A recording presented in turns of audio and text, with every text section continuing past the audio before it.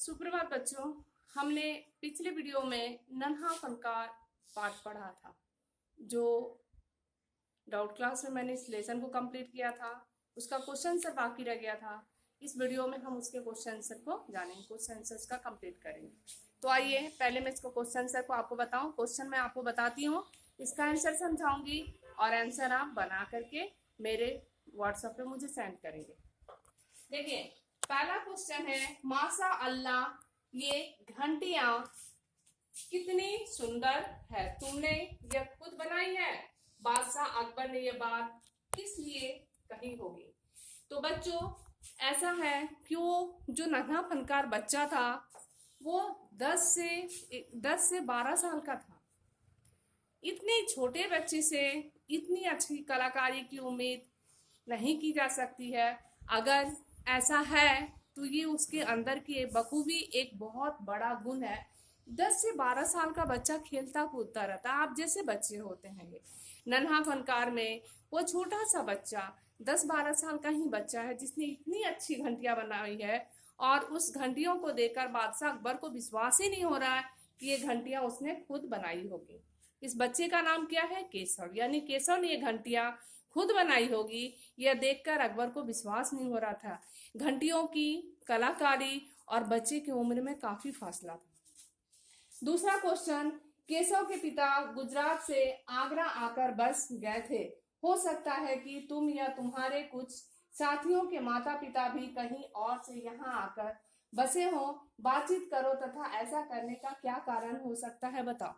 तो बच्चों, केशव के पिता आगरा में उस समय ताजमहल का काम चल रहा था, इसलिए पत्थरों की नक्काशी का काम केशव के पिता को मिला था।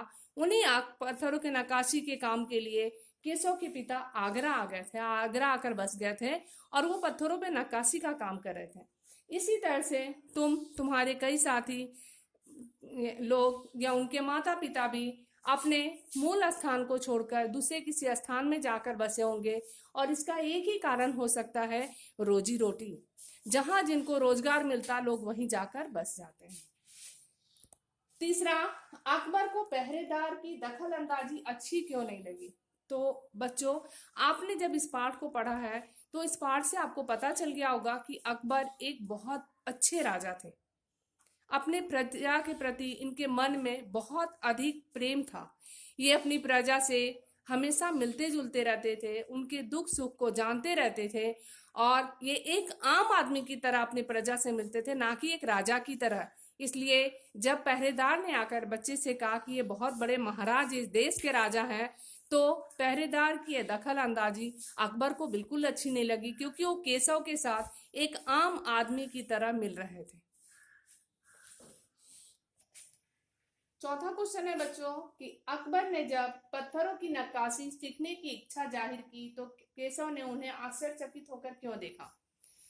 तो अकबर ने केशव से कहा कि क्या तुम मुझे नक्काशी का काम सिखाओगे? यह सुनकर आश्चर्यचकित होकर केशव उनकी तरफ देखने लगा, क्योंकि केशव को यह विश्वास ही नहीं हो रहा था कि देश के इतने बड़े राजा भला पत्थरों की नक्काशी का काम क्यों सीखना चाहते हैं। वो इस बात को समझ नहीं पा रहा था, इसलिए उसे इस बात से आश्चर्य हो रहा था। अगला क्वेश्चन है पांचवा कि केशव पत्थरों पर नक्काशी का इतनी कम उम्र में काम करता था। पत्थरों पर नक्काशी का काम